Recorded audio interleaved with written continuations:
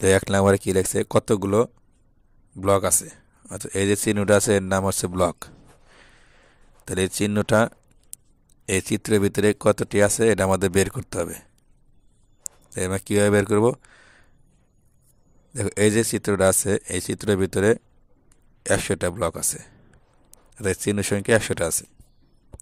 তাহলে এই চিত্রটা এই লাইনে কয়টা আছে? 1 2 3 4 5 6 7 8 9 10, 10টা আছে। তাহলে এই চিত্রের ভিতরে যদি 100টা থাকে তাহলে 10টার ভিতরে কয়টা থাকবে? তাহলে 100 গুণন 10 কত হয়? 1000। তাই লাইনে আছে 1000 আর এই লাইনে আছে কত? 1000। তাহলে কত হবে? 2000। তাহলে এই দুই লাইনে আছে 2000, 2000 যোগ, তাহলে এই চিত্রের ভিতরে কয়টা আছে? 100টা। তাহলে এই চিত্রের সঙ্গে কয়টা আছে? 1 2 3 4। 4টা যদি আমরা 100 গুণন করি কত হয়? 400। তাহলে এখানে আছে 400টা। এবার এটা এখানে আছে তো কয়টা? 10টা করে। তাহলে এখানে কয়টা আছে? 1 2 3 4 5, 5টা। তাহলে 5 10 50টা। এখানে আছে কয়টা?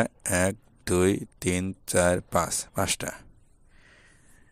এবার আমরা সবগুলো যোগ করি। দেখো এই 5 শূন্য শূন্য শূন্য যোগ করলে কত হয়? 5 5ই হবে। এই 5 শূন্য শূন্য যোগ করলে 5 5ই হবে।